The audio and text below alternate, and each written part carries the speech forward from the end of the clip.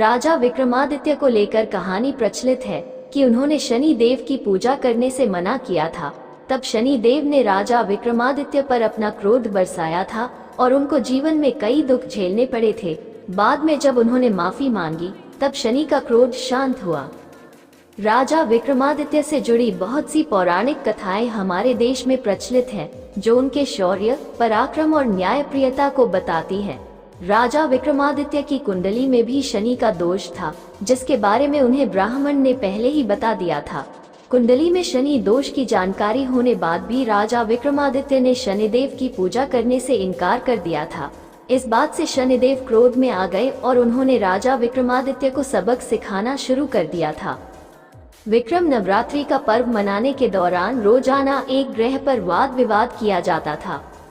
अंतिम दिन शनिदेव के बारे में था, जिसमें ब्राह्मण ने शनि की शक्तियों के साथ उनकी महानता और धरती पर धर्म बनाए रखने में उनका योगदान बताया। साथ ही ब्राह्मण ने ये कहा कि विक्रम की कुंडली के हिसाब से उनके 12वें घर में शनि का वास है। लेकिन विक्रम इस बात से संतुष्ट नहीं थे। उन्होंने शनि को महज लोक कंटक के रूप में देखा था। इसलिए विक्रम ने कहा कि वे शनि को पूजा के योग्य मानने के लिए तैयार नहीं हैं। विक्रम को अपनी शक्तियों और देवी मां के आशीर्वाद पर पूरा भरोसा था और विक्रम ने नवरात्रि समारोह में शनि की पूजा करने से इनकार कर दिया। तब शनिदेव ने क्रोधित होकर कहा कि मैं तुझे अपनी पूजा करने के लिए मजबूर कर दूंगा। शनि के प्रकोप से हुई ये घटनाएं कहते हैं, राजा विक्रमादित्य को सबक सिखाने के लिए शनिदेव ने एक घोड़ा व्यापारी का रूप धारण किया और विक्रम के राज्य में आ गए।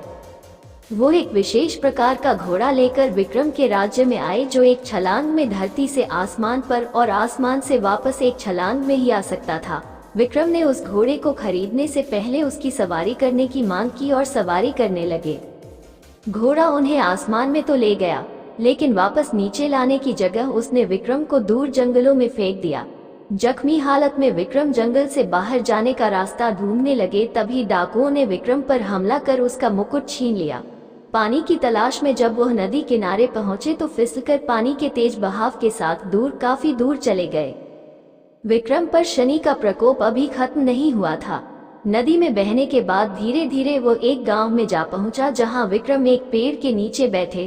पेड़ के सामने एक दुकान थी। विक्रम के यहाँ बैठने से दुकान में तेजी से बिक्री होने लगी, जिसके बाद दुकानदार ने विक्रम को अपने घर बुलाकर भोजन दिया। दुकानदार ने सोचा कि आगे भी ऐसी ही बिक्री होती रहे, जिसके लिए उसने अपनी बेटी से विक्रम का विवाह करने की सोची। जब विक्रम रात में सो रहे थे तब दुकानदार ने अपनी बेटी को उसकी सेवा के लिए भेजा और जब उसे नींद आने लगी तब उसने अपने गहने उतारकर मोर के तस्वीर के साथ लगी कील पर टांग दिया। तस्वीर में बने मोर ने कन्या के गहने खा लिए, जिसके चलते विक्रम पर गहने चोरी करने का आरोप लगा और उसे वहां के राजा के पास ले गए। राजा ने विक्रम को दंड दिया। यही नहीं, विक्रम ने आगे और भी परेशानियों का सामना किया, जिसके बाद विक्रम ने शनिदेव से माफी मांगी और यह निवेदन किया कि जैसा दुख उन्होंने झेला वैसा दुख संसार में किसी और को न मिले। शनिदेव ने विक्रम की बात मान ली और उन्हें माफ कर दिया। इस कहानी से हमें ये सीख मिलती है कि हमें कभी भी घमंड नहीं करना चाहिए। ऐसी ही कार्टून वीडियो देखने के लिए चैनल को सब्सक्राइब करें। वीडियो को लाइक करके कमेंट में बुद्धाय नमः जरूर लिखें। धन्यवाद।